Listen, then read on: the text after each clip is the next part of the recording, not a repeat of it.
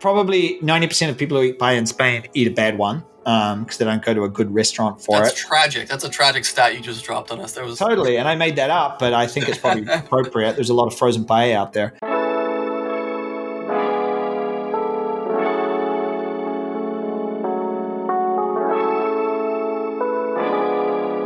You're listening to Board with Nelly.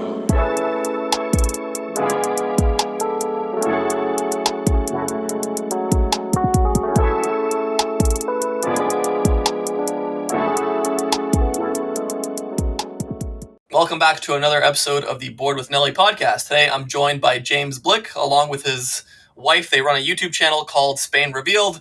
He has created hundreds of videos about Spain and experiencing it as a local, from travel guides to tips on renting in Spain to tapa bar experiences to even going to the Bernabeu to look at Ronaldo's underwear. James has done it all. Welcome.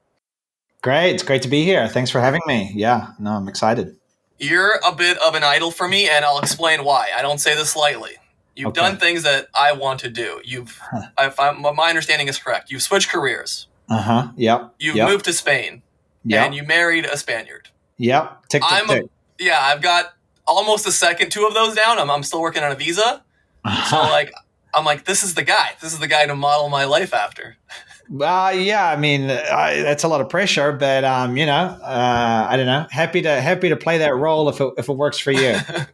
So, what were you doing before this whole Spain journey? I did a few things. So I trained as a lawyer in New Zealand, where I'm from. And I worked as a lawyer for a couple of years. It was kind of way back. And after working as a lawyer for a couple of years, I realized that my passion was in doing something a bit more creative. So my family works in the film industry. And so my brother's a producer, my dad, who's retired now, a cinematographer and director. And so I decided to go into film. I wanted to make movies. I wanted to be a director, a screenwriter. I wasn't quite sure what it was. And so I did that for a while. And then, what we have in New Zealand, we have a thing. Well, I don't think they have it anymore. It used to be called the overseas experience. Everyone before or after university would go and do what was called the OE. And so I moved to France while I was still kind of working in advertising in New Zealand, making TV commercials, and fell in love with a Spaniard in France. Moved to France to meet French women, but met a Spaniard. And then once I moved to Spain with her, I just gave away. I was like, I don't want to work in advertising. I want to help people understand Spain. That's a lot more fun. Advertising sucks. Really? That's awesome. So, how long ago was this? So I'm 43 now. So I moved to Spain 10 years ago, but I met my now wife, Yoly, like 15, 16 years ago. But we lived in New Zealand for a while together. It was kind of a bit of a back and forth for a while. But have lived here in Madrid for 11, I think it's 11 years now. Yeah. Wow. So what made Spain so much better than New Zealand? Why did you want to get out of New Zealand, I guess? I think some people, when they relocate or move to a new country, they feel like, it's not so strong to say I was born in the wrong country, but you visit another country and you're like, I think this is the country where I feel at home, Right. And Spain, look, to be perfectly frank, if I had fallen in love and met a French woman, it probably would have been France. I love Europe. I love Southern Europe particularly. And so it was just, I feel at home here. The culture, I'm a big history buff. I'm a big food buff. And those things exist in New Zealand. It's history. It's a little bit of a shorter history. And there's great food, but it's not as sort of dynamic, the food scene, in the way I like, hopping between tapas bars. And I think also as like a lifelong learner, when you move to a new country, it's like suddenly you just could have all the stuff you have to learn again, all about this country. So Spain just kind of provided that for me. It was like, I could just dig in and spend years learning, eating, and that hasn't stopped. So much more still to eat and learn. Right. Do you have a feeling that you needed to reinvent yourself? Yeah, definitely. That probably wasn't the reason for moving. Certainly once I'd tasted Spain, I felt like, New Zealand feels a little far away, a little quiet to me. But once you move to Spain, I was working in advertising actually in Spain for the first 6 weeks or so. I was with a production company. So I was going to continue what I was doing in New Zealand. But I realized I had the term you use, reinvent yourself. Moving to a new country was an opportunity to reinvent myself. I Sure. could, I always say that it's like you don't have all your friends from university and school around you who kind of, in a way, not intentionally, but by having that structure and that social network, in some ways it kind of makes it a little harder to make big life changes because, you're probably the people you hang out with are your lawyer friends or your whatever Right. friends. And so it's like, hey guys, I'm going to go and do something else. Even if they support you, it can feel a little bit challenging, because you have a whole life set up around the structure you've built. So the minute you disassemble that structure, you're kind of free to do whatever. There's less things holding you back or standing in your way. There's this interesting balance between like you love this lifestyle that, let's say, this place gives you, but you miss the friendship and family that your current base does. So it's like, which one do you value more? Which one is worth the trade-off or worth trying? It's really hard to explain to people. Yeah, the family side is hard, particularly New Zealand where it's so far away. But my parents have always lived throughout our lives. We lived in Los Angeles for 3 years or 3 or 4 years when I was growing up. They lived in Asia before I was born. So I knew, that they understand. They understand the desire. My brother lives in the UK with his family. His wife's English.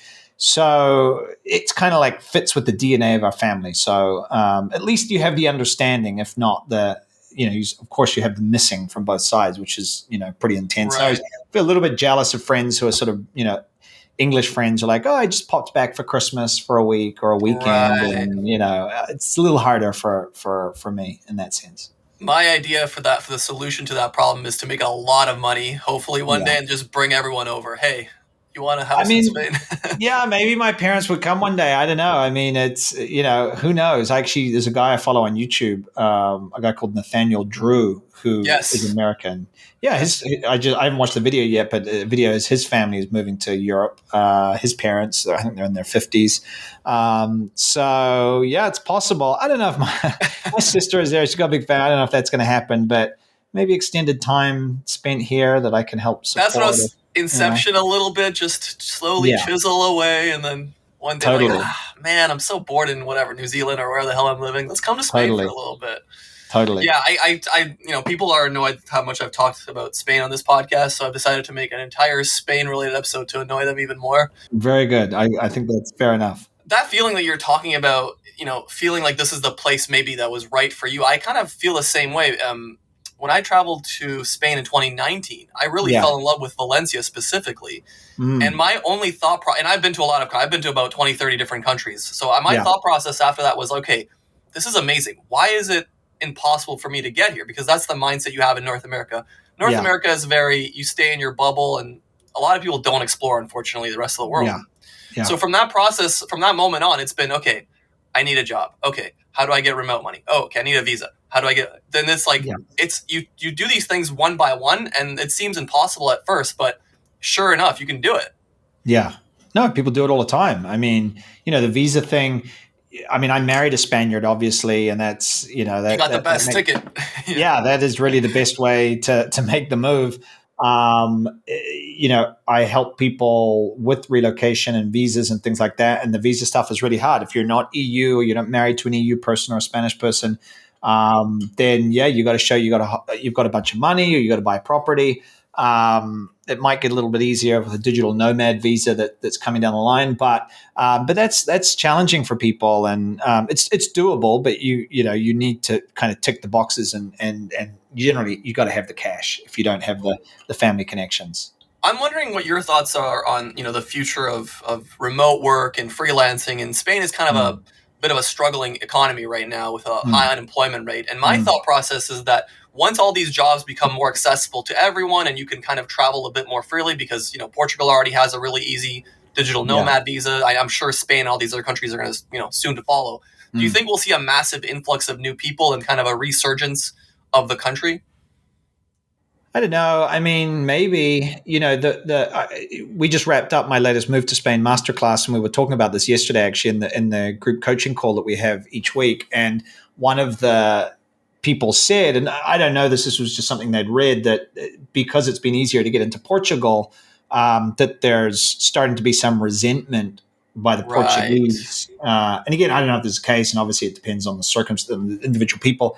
Some resentment toward, in the same way we've seen resentment towards tourists in different parts of Spain, particularly resentment towards remote workers who are driving up property prices and gentrifying. I don't think a country can.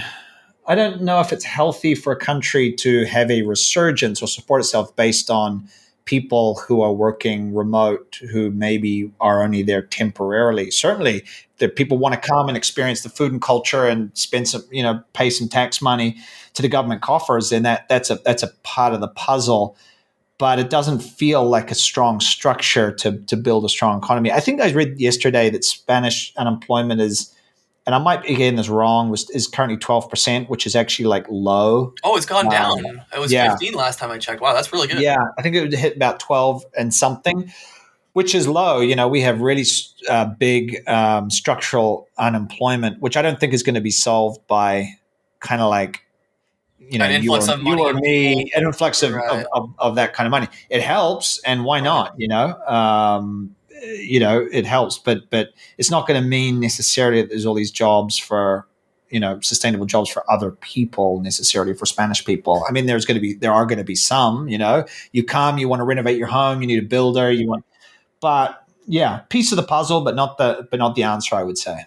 I'm really curious to see what the future looks like with a lot of these countries that are opening up nomad visas. Because I have also heard the same thing about Portugal. Like some Portuguese people are upset that, these people, because you're not paying a lot of tax on the nomad visa for Portugal. I think it's only like 10 to 15% income tax. Yeah. I can understand that you have to be careful there.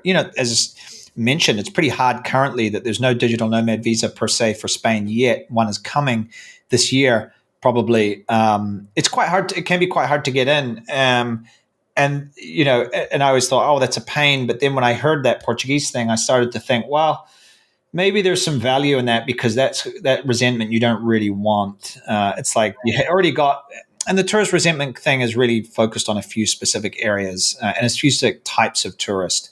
But I don't know if we want the expat go home or. Yeah, I gotcha. So talk to me about those first few, let's say, years of moving to Spain. What was that experience like? Totally new culture, totally new people, obviously a lot different than New Zealand. Your Spanish was probably horrendous. Yeah, it was pretty How rusty. was that? I mean, I'm just trying to remember back. I think when you move to a new country, you sort of think that it's like, there's pre-move and there's post-move. It's like, hey, I live in, and I see this in my course, as people like, when I get to Spain, my life is going to be like this and things like that.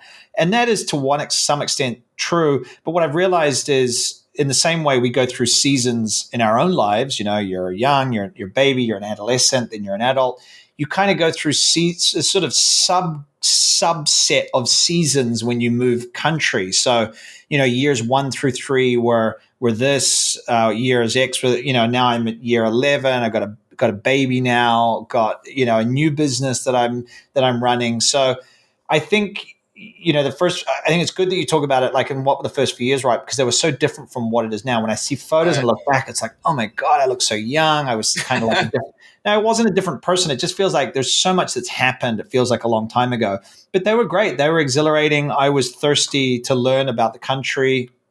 It was just, I don't know. It's kind of like, moving to a new country, when you're moving for choice in a way that because you want to experience the culture or live in that culture, is very exhilarating. It makes you feel young. You kind of have a rebirth of sorts. So I was just like learning Spanish, learning about the culture, traveling, eating, change careers. You make it sound awful. Who the hell would want this? This sounds awful. Yeah, it was rough. I kind of, but here's, like always, I'm kind of a melancholic person by nature, and so I'm always like, man, I wish I could do it again, and I would have taken one-on-one private Spanish tutoring from the get-go, not just assume that I would pick it up, and I would have done this, and I would have started my YouTube channel earlier, and I would have made, but that's not. There's a million of those things in life, and they're so. I don't know. It's like trying to pick out a scab. It's not really good for you. No. Did you do any Spanish before that? Did you study any Spanish before? I studied French at school, and I say that because, having learned another language that has some similarities, there is a subjunctive. You learn about different tenses. I also learned Japanese, but that's sort of, very different. So having learned French kind of introduced me to like the notion of learning another sort of Latin-based language. But I hadn't learned any Spanish. When I met my now wife, like I didn't speak any Spanish at all. And she spoke English? She spoke English. Yeah, she speaks okay. English. And so her English she wasn't super confident with her English at first. And so she also, when we met in France, we spoke French for the first sort of 8-9 months of our relationship in France. And neither of us native French speakers. So, I'm sure my French was pretty rough too, but it was better than my Spanish. And then we kind of switched to English at some point. We moved back to New Zealand. We lived there together for about 4 years. And then we shifted to Spain, and now and then we spoke mix of Spanish and English, but of Spanglish. And now with our daughter, she speaks to her in Spanish. I speak to our daughter in English. And between us, we speak English so that she learns English, because obviously she lives in Spain. Our daughter, she's Spanish. She will learn Spanish. So again, seasons, right? Seasons in terms of the language. What were some biggest hurdles, adversities you had to deal with moving to Spain? What were some kind of maybe even culture shocks? I don't know. What were the people always talk about this romantic idea of moving to a country, but there's obviously downsides to everywhere you go. You can't avoid these problems. Yeah. Well, I think the work thing took a while for me to kind of figure that out. I feel fortunate for where I landed, working in tourism and leading food tours around Madrid and growing a food tour company, Devour Tours. But but it took me a while to kind of find that place. And so, there were periods about a year in where, because I quit my job in advertising after about 6 weeks. Like, I'm going to be a travel writer. I'm going to write about Spain and travel, and I'm going to help people explore this. And I thought I would just be published in the New York Times a week later, and it would be easy. 6 months later, I sold one piece, and earned €300.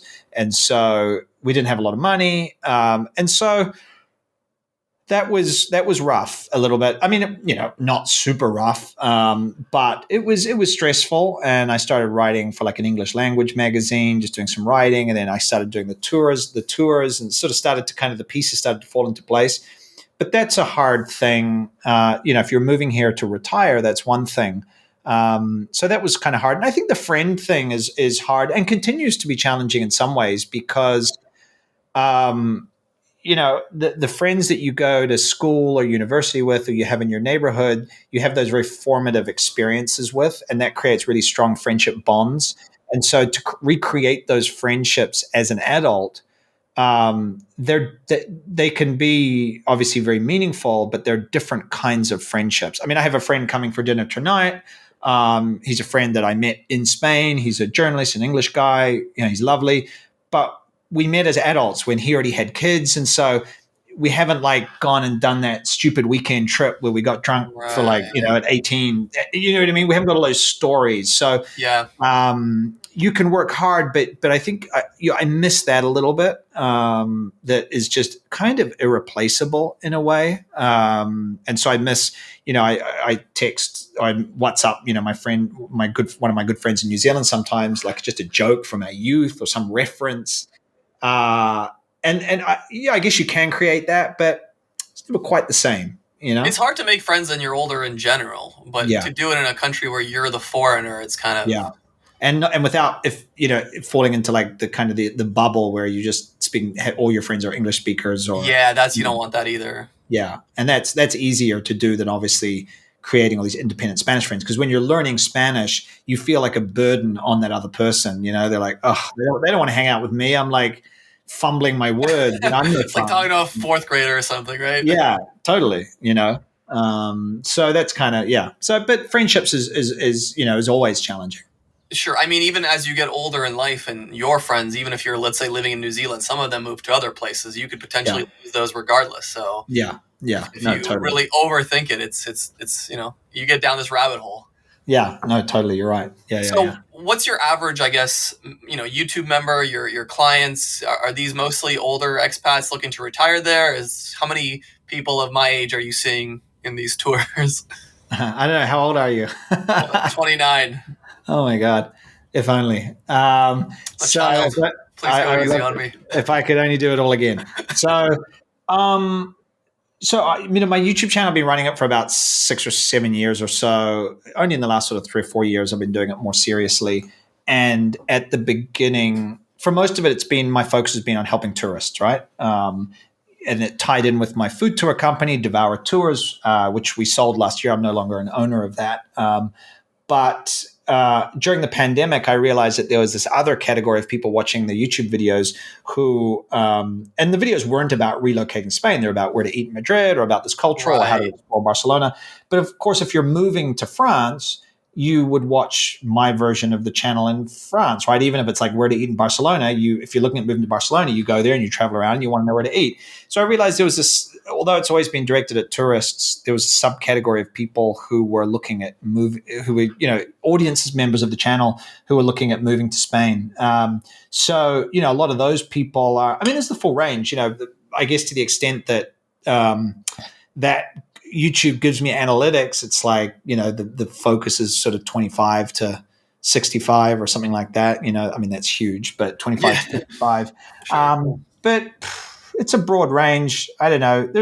When it comes to relocation, a lot of people who take my course about moving to Spain are kind of, nearing retirement. But there's a lot of people who are younger as well, who are in their 30s, their family, a lot of people from the States who feel like they just want to have an experience with overseas. Maybe they give their kids an experience for a year, or maybe they feel like Spain is a place where they belong more than Canada or the States. And so there's younger families as well, particularly. I wonder if COVID played a big part in that, because a lot of people, I think, had a shift in mindset of, what am I doing in life? Is this what I want to be doing in life? Yeah. Where do I want to live? What do I want to do? I see that a lot with my friends. Like, they pick this career path that maybe their parents told them about, or they pick something that they thought was going to make good money, and then 2, 4, 5, 8 years down the road, they're like, wait, I'm miserable. Like, is this really what I want to do? And I think people see Spain as this, like, potentially escape route to a different lifestyle. Whether, that's true or not is going to be determined later. But yeah. No, I think it's right. I think COVID has affected us all, obviously, in immediate ways for those people who lost people or got sick. But I think the kind of the COVID hangover has left us all reconsidering certain aspects of our lives, some to larger degree. I mean, even the changes I've made in terms of selling Devour and now focusing on the YouTube channel and on, helping people move here with my course and things around that was and having a baby was all like a life shift that happened around that time. And so I think you're right that people think that what's the ultimate change you can make is literally moving physically to another country. So I'm sure there's some people who are like, hey, it's now or never. I have a lot of people, most of the people who, for example, take the course are from the US, and there's a lot of political tension in the US. And so they're looking to get away from that. So, and I think they think Spain doesn't have. Yeah. Well, I guess when it's true, but I guess when you go to a new country, you feel like you can unplug from it, right? Oh, true, because you don't understand anything. You just have these you take off. You kind of like, So they're like, well, this has worn me down, so I'm going to go and start again there, and and at least I'll have like a reprieve for 5 years before I understand what's happening here, Right. So I see a lot of that, and that's kind of, but a lot of these things are all very connected. I think that in the same way you see a lot of rage on airplanes after COVID. Probably a lot of tensions in countries are post-COVID as well. People are like frustrated or can't, because the ability to change your life, you might want to change things in your life, but some people can't. What if you're in that job? And particularly I know in the States, where healthcare costs are higher and things like that, like it might make it like, well, I got a mortgage, I got to pay healthcare. How can I make a change? Once you're really deep in that hole, it's hard to get out sometimes. Yeah. And so I can understand, if not condone, why people might go nuts on nuts on airplanes.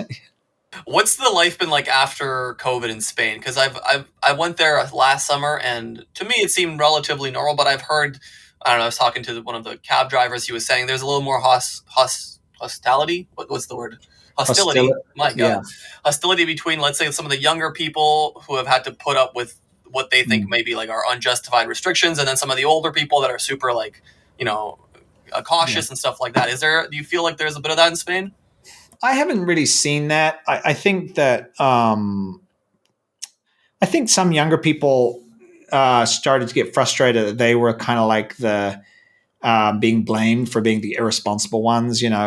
Back when everybody was supposed to wear a mask and things like that. You look out in the street and it's like, who the people who weren't wearing a mask or were flouting, what the regulations.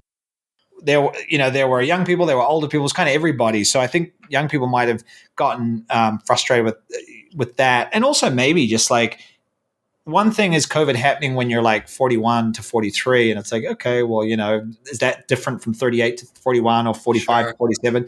But when it's like your prom and your 17 to 19, which are really informative social years, I think it's easy to underestimate how impactful that is for someone of that age to miss out on what, for all of us, we have a lot of great memories, particularly, from school or university during that period. So, I think that's sad for those younger people. So maybe there's some frustration, but I didn't hang out with a lot of sort of, 25, 22-year-olds and 17-year-olds. So I don't know how they're feeling. All right. Well, when I get to Valencia, you've got a place to make some videos. Yeah. Definitely.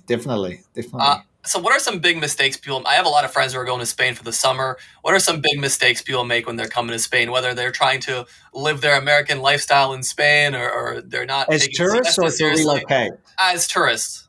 Yeah, it's funny. The video we're going to put out on the YouTube channel is like the 15 most common questions and mistakes and assumptions that I get. And a lot of them are smaller ones. They're kind of like the little things that people don't understand. I think that people have an image of Spain it's almost like they have an image of Spain of X number of years ago.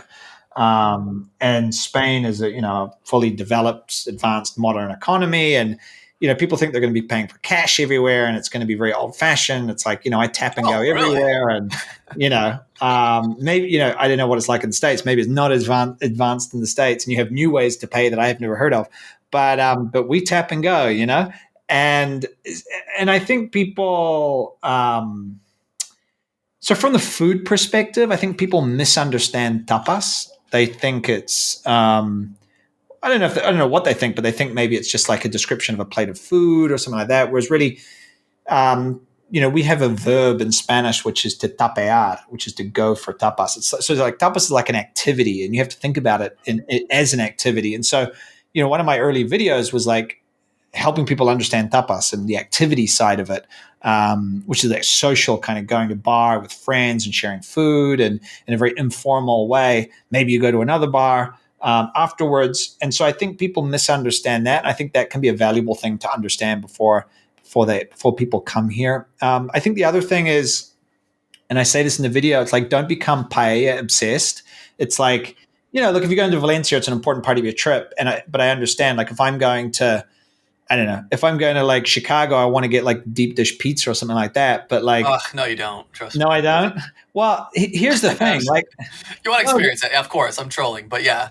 But like the way that's you what it's known for. Yeah, that's what it's known for. So Spain is like known for paella, but it's like, probably 90% of people who eat paella in Spain eat a bad one because they don't go to a good restaurant for it. That's tragic. That's a tragic stat you just dropped on us. Totally, and I made that up, but I think it's probably appropriate. There's a lot of frozen paella out there, and they put a lot of pressure on it, even when it is a good one. Like, I've got to have this great paella. And it's like, literally, for me, paella is what I call an experience dish. It's like the cocido madrileño in Madrid. And so it's about the dish, but it's about the environment in which you have the dish. It's about the friends around you that kind of make the dish make sense. Like having a barbecue, imagine if you're in the States and you're like, friends like, come over, we're going to be grilling, July 4th. And like, you're outside, you're drinking beers, you're chatting over the barbecue. Now you can have the exact same food sitting in like a semi-formal restaurant. It's totally different, although the food is exactly the same. And so I think people come and they think paella is all about that food experience. And yes, it is, but it's so much more than that. And it's hard as a tourist to have the full experience. It's easier in Valencia because you can have them in more kind of rural environments. Whereas in Madrid, the best rice restaurants are like kind of formal like restaurants. And so it kind of kills the vibe a little bit of having a paella. So I think people get very paella obsessed and think they've got to have the right paella. It's like you could come and have an incredible gastronomic experience in Spain and paella and not even have a paella. And trust me, when you come to Spain for 2 weeks and you're obsessed with paella, once you leave, the dish that you remember most will not have been the paella, probably. Right. So is there also a problem with people trying to quantify, like, oh, how much am I getting for this? Or how much is this? Where like they're very consumer-based thinking as opposed to experience-based thinking. Maybe, I don't know. I think that like all of us when we travel, we have a definition in our mind of what success would look like for that trip. I mean, I do this, everybody does this, or, I'm sure not everybody, but the more enlightened people don't. But it's like, so often when you go, you close TripAdvisor, you just walk down, you're like, hey, what about that place? And maybe it's going to be crappy, who knows? But you'll have an experience simply by launching yourself in and trying it.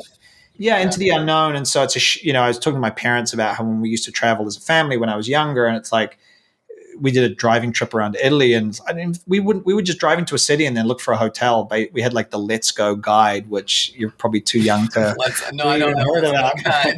It was like pre-Lonely Planet, and so and they would just like have that, and you would find a place, and you would say if you got a room, and maybe you would call ahead from the next town, but and there's something that with the ease of how much knowledge there is out there, including my videos, it's kind of like I've met people numerous times in the street who are like, hey, I love your videos. Here's my, Google sheet where I've like mapped out all the places I got to try based on your videos. And it's like, lose the romantic side of it, right? Yeah. But I can understand because I'm like, you got to eat here. You got to try this. Oh, don't do this, so, in one sense, it's what you do, and it's what you are making your life around. In another sense, it's kind of losing the romantic side of what you had originally when you came to Spain, of exploring these places, and that's how you know about so many different places, because you just went to a billion random places, right?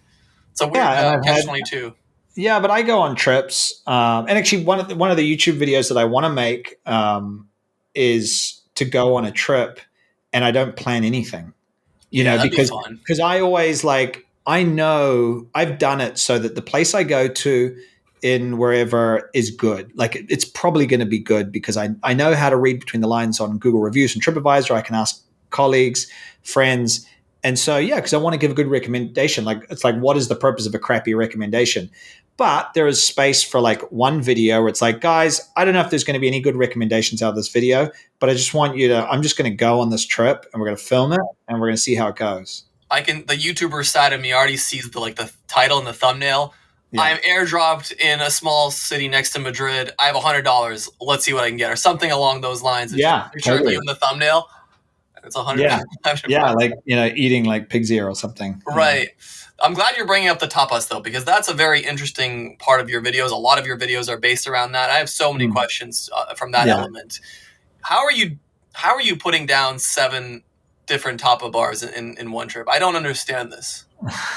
What's the Hollywood magic there that you're pulling off? It's funny. I've met people say that and like, oh my God, you eat so much. I mean, I do eat a lot when I'm, I guess I have a big appetite, not that huge. I mean, when I'm filming, I guess I'm on such an adrenaline rush that I enjoy it so much, the eating, that I don't really think you're like Mike Tyson. You don't think about the pain of the punch. You're just like in there now. I recently did have an experience, though. I don't know if do you know the food YouTuber Mark Weins? Mark Wings. Weins. No, I haven't seen this guy, but yeah. Good. So he's like this huge. I've seen him on your channel, right? Or I've seen you post some videos. Or I posted it Instagram. I was in his. It hasn't come out yet. It's coming out, I think, this week. A video of his showing him around in Madrid, and that was like it was a couple of weeks back. And by the end of it, maybe because I was like more toned down because I was not the main driver of the video, like I was in his video, but I was like, I think I'm going to be sick afterwards. Like we ate a lot, Really? It was like, I was like, and I've never really felt that before. So I'll often finish filming and I'm like a little gutsy and all like, and feeling a little gross, but I'm never like stuffed. And by the end, I'll always say to people, look, we may not finish everything, blah, blah, blah. But I'm not good at controlling myself. Sometimes I'm like, I chastise myself because I'm like, I should have just had one bite for the camera and that was it. And then I'd feel great. I should have only just had that one sip of wine for the camera, but I'll like finish the glass. And it was actually quite liberating being with Mark, who's like, his biggest food YouTuber in the world.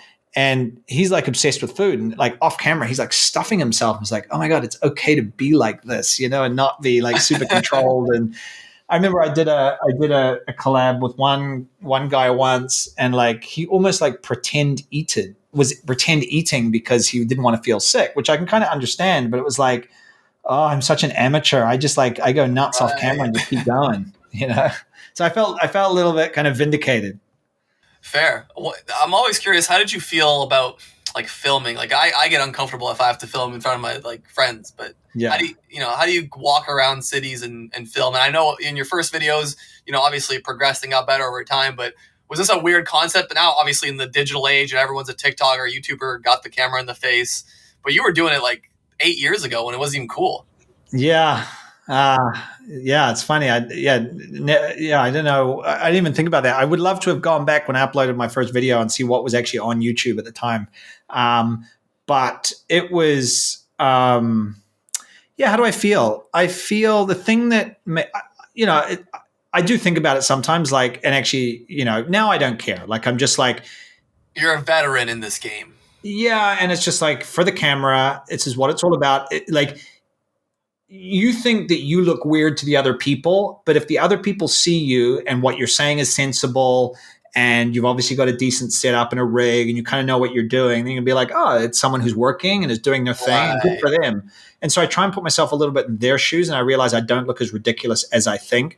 The thing that I actually struggle with a little bit is if people recognize me from the videos and then see me filming. I find that almost more embarrassing than if they don't know who the hell I am. And so in that sense, if I'm filming in a bar in the center of Madrid, I feel a little awkward because like, oh, they can see me doing my thing. It's almost like the curtain's pulled back. Are you destroying the Tapa experience with your massive $2,000 camera in the? Yeah, it feels a little kind of like, I don't know. So that feels a little like we were just filming the other day in the center. And I didn't hear it, but Yoly, my wife, said, we just walked past some people and she said, they whispered to each other, look, there's the tapas couple, or there's the tapas people. There's the tapa guy. Yeah. So, but it's, it does happen, but I don't know. It's more also when you're filming inside a place and you're sitting there talking to the camera and you're on your own. It's easier when you're with someone, when you're filming with someone. But if you're filming on your own, you feel a little bit silly, but like, I don't know. You just got to get over it. You've gotten over it. You're a veteran in this game. What a stupid question. No, not a stupid question, because I still think about it, but I just literally think, get over it. In the end, when you sit down and look at the stuff at the end of the day, you want to feel good about that, and who cares what people think? Yeah, fair. You've done this now for 8 years, and do you feel like there's still a billion different videos to make? Do you feel like you're even close to running out of ideas? No, I feel like I'm just getting started. Really? Yeah. Yeah. I think because it's also changed the kind of video. Well, it may feel like I'm making the same video that I've been making 8 years ago, but I think in my head and the kind of the videos and how I see them, I mean, just like that one of going on the trip without having the social media or without using Google and stuff like that. Like what I'm trying to do more and more, and I'm just only kind of starting getting into this, is less like, top 5 tapas in Granada. Like, there's plenty of that, but more a kind of a story element, or more collaborating with someone who does something interesting. I'm talking to a guy who gives great tours of Civil War tours of Barcelona, and do a collaboration with him in October. So trying to get more into like a story side of the videos, and also collaborating with interesting people and highlighting them.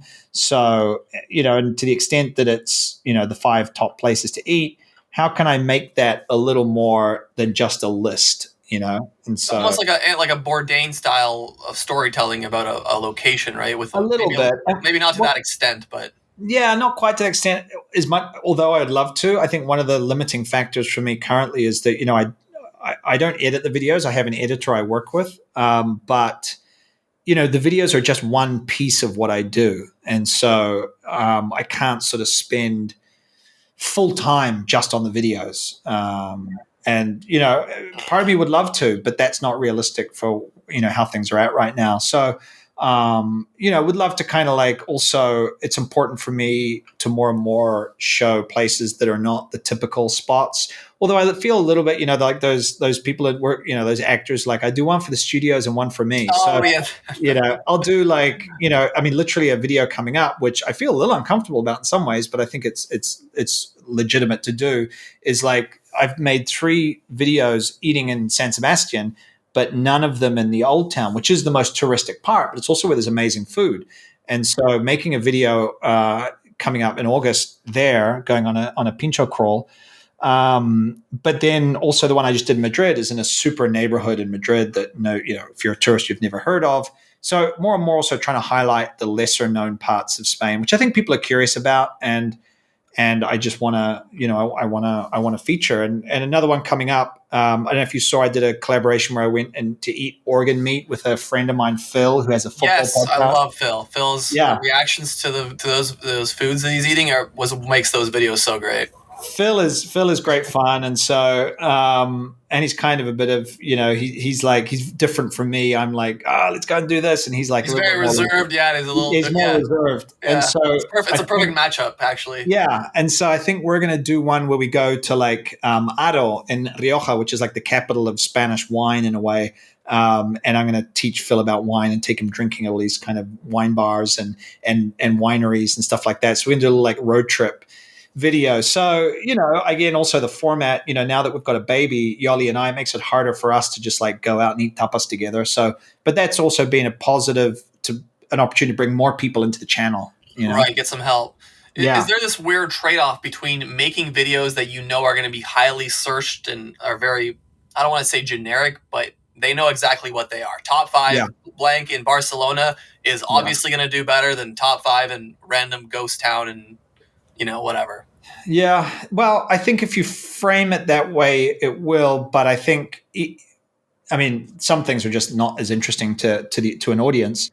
But, the random ghost town, what I like to think about it, and it can be really hard to do this, is there is going to be an angle in which people are going to be really interested in that. It may not be top five places to eat in insert name that nobody's ever heard of, because nobody's going to click on that. Yes, it needs a catch. It needs needs something. Yeah, it's like, oh my God, tourists have never been and stepped inside these restaurants, or like whatever. One place you've never heard of, or something. Yeah, some X amazing, whatever. Yeah, and so that there's always a way to make it interesting, but some videos just do better than others because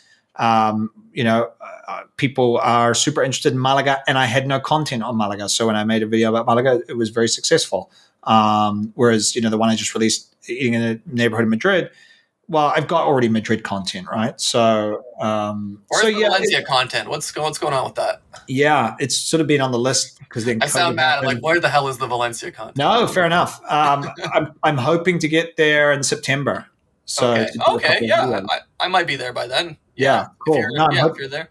I'm hoping to get there. I haven't sort of finalized the dates yet, but I want to do a video on paella and a video just about like the city. I don't quite have it clear yet, the food and the culture and the history of the city. Valencia in September actually has a few interesting events. Like I don't know if these are the kind of videos you're interested in, but there's a Davis Cup. Oh, really? In Valencia. Is that golf? No, it's tennis. Okay. Obviously, I'm not interested in that. Now, I know that sounds boring. However, it's going to be Spain versus Serbia probably in the first opening match in Valencia, which might be Nadal versus Djokovic, which would be... Okay. Is that a big deal? That's like, I'm trying to... You watch soccer? Yeah, no. You watch football? Like, you watch football? Yeah. Sorry. Yeah. Barcelona, Madrid. We're talking like that level of... That's the biggest match in tennis. Oh, really? Okay. Well, I'll try not to be there those days then, because it'll be a nightmare trying to get a hotel. So thanks for the heads up. So also in Valencia, though, from 17th to the 20th of September is like build up to World Paella Day. Oh, is it? Perfect. Yeah. So I think the 20th is World Paella Day. So I gotta be there for that. 10 finalist chefs, and then they declare the winner. I emailed the Valencia Tourism Board to see if I could do a video where I taste each of the 10 paellas, and they were like, yeah, no.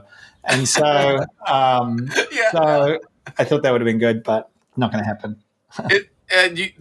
You have several kinds of videos. You have food videos, and then I remember in the past you had let's say Bernabeu tour, and you kind of veered off of those. You're not doing those as much. Why is that? When you say the Bernabeu, you mean like non-food ones, or? Yeah, like that are you do have a lot of food ones, which is probably like your main content. Then you also Yeah, have exploring smaller cities, and then yeah, within those smaller cities you have the food content. But yeah. you don't have as many videos as like these. I don't want to say tourist traps, but these more known tourist Mm. activities like going to the Bernabeu and Yeah. other activities that are only available in Spain. Yeah, it's true. I mean, football is just like is a bit of a black hole because it's not something I'm really into. But I think about the channel. I think about the format. The different kind of formats that we have. I think about it in terms of like there's a food tour type of video. There's a city exploration video. There's like a travel vlog style. There's an opinion video. I did opinion on a video called "The Problem with Spanish Wine," which is me giving my opinion on something. Yes. So I do categorize videos like that. And but I think that, what was I going to say? You're talking about categories of videos and what kind of content you're making and why you're making that kind of content as opposed to potentially like touristy videos. Or, Yeah, I think I get emails from people. It's like or comments on the YouTube channel like, "Hey, can you make a video about public transport in Barcelona?" And it's like I don't make I don't make like travel tips videos. I always try and make it. I guess the eating stuff they are travel tips because like go to the village and here we're going to explore. But I try and make experience it some videos. sort of experiential, some sort of story. So I don't be like, so I'm not like, here's how the metro system works, or like someone was like, can you make a video about keeping safe, in the evening in Barcelona or something? It's just like I just sort of don't do that. I try and find like there could be a video of like scams to avoid in Spain or something like that. That'd probably do pretty well. But I always find those not get pickpocketed in Barcelona would be a one I would watch. Yeah, no, and like I mean, totally. But I try not to do like just literally how to stuff. That's not kind of what my focus is. Where do you see, I guess, then the future of the channel? What's your big goal, aspiration? Is it some sort of Netflix type special where you have a camera crew and you have a bigger budget? What's your end goal, I guess, if you have one? So I think one of the things with YouTube is it serves sort of two things for me. On the one hand, it's just an art form that I enjoy, and obviously I have income from the ads, and so it's a business in that sense, and something I love doing. But it also serves. But the trap with YouTube, Instagram is you don't quote unquote own the subscribers. You don't have their details. So at any point, maybe people stop using YouTube because they're all watching TikTok or something like that. And so I try not to get too connected to the medium if I don't have control of the medium. So I guess I use YouTube also for marketing. I have an email list so that people get on that email list by downloading one of my freebies that they find out about through the YouTube videos. Also have a Move to Spain masterclass that I offer, an online course to help people to move to Spain successfully. And so I see my business more in terms of those things. And as long as YouTube is working and it's fun. It's a gateway to this other thing. But it's more than that as well because I love it. I've always, I have a filmmaking background. It's a huge part of my identity, but I'm not super attached to, it could be another medium suddenly, or it could be, if Netflix got in touch, ironically that would be amazing. I'll pass. Thanks. And I would definitely do that.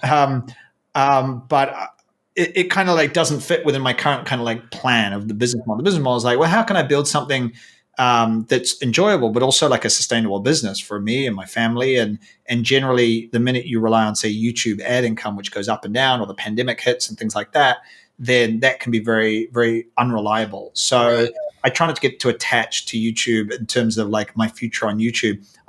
What I do want to do is keep making better videos, and also think about like, I'm 43. When I'm 53, am I going to be on YouTube? Do people want to see a 53-year-old guy like guzzling wine and like so I think about like how will the videos evolve as my life here evolves, right? And my interests evolve, and my ability to tell better stories evolves. So I think about it in that sense. Let me ask you some rapid fire questions. We're approaching almost the hour mark. Top 5 locations tourists should go to in Spain that you can't find on TripAdvisor. Oof, man, that's a tough one. I know. So that you can't It find. doesn't have to be a city. It can be an actual, like it could be like an actual location, a castle or whatever. So it gives you a little bit more to work with. I think the problem is you can find everything on TripAdvisor, but Let's say on the second page of TripAdvisor, because the first page is going to be very obvious. Well, I think a great place to eat in Malaga is called Mesón Mariano, which I love. It's amazing. Mesón Mariano. Came right up. Yeah, it's probably on page 1 these days, but it wasn't. And what else? 5.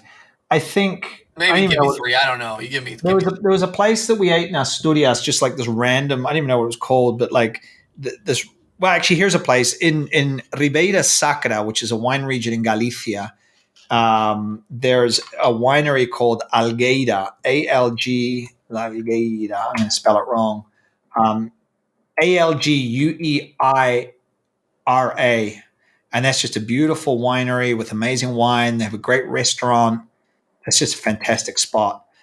And then I would say the other place, I got to have a place down south, somewhere in Cadiz. This place is. I think people are surprised that Spain has so many different wine regions. I don't know if people know in general that Spain is such a wine powerhouse, I guess. Oh, yeah. Yeah. The Spanish wine is incredible and, quite undervalued. So I think another place is Bodegas Manzanilla in Cadiz, which is just this little kind of sherry bar, which is just like walking into a museum. It's incredible. It's in my latest Cadiz videos. And I just love that place. It's just beautiful. You can feel the history. It's not full of tourists. Cadiz itself is like the great undervisited. It's getting more popular now, I think, but it's my favorite city in Spain. What are you most excited about going forward? Places to travel in Spain, videos to make? I'm excited about hopefully getting my act together so I can do this Valencia trip in September. Yes. Yes. And I want to do a Barcelona trip in October. I'm going to New Zealand in mid-December for Christmas. We're going over there to have Christmas with family, and I really want to have the Valencia and Barcelona videos shot and up on the channel by then. And it's just, I've got a few things going on, business-wise. So I'm hoping I can get those things sorted. And I think I can, but I just need to really kind of buckle down and get that happening. And just, and kind of the way I've been thinking about how future videos will be, hopefully, improving the videos, like, and making them less kind of like go and eat here and more, I don't know, maybe some more of my opinion, my thoughts, a bit more of a story arc to it, or yeah, a bit more of a story arc. Exactly. Beautiful. I'm a big fan of your content. I love your videos. For anyone that's interested, I'll leave a link down below to the YouTube, cool. To your masterclass, to anything else that you're doing. Please check it out. You're one click away. Don't be lazy, people. Appreciate Thank you so much for your time. Really appreciate it. That's fun. Thanks, Nally. Good talking.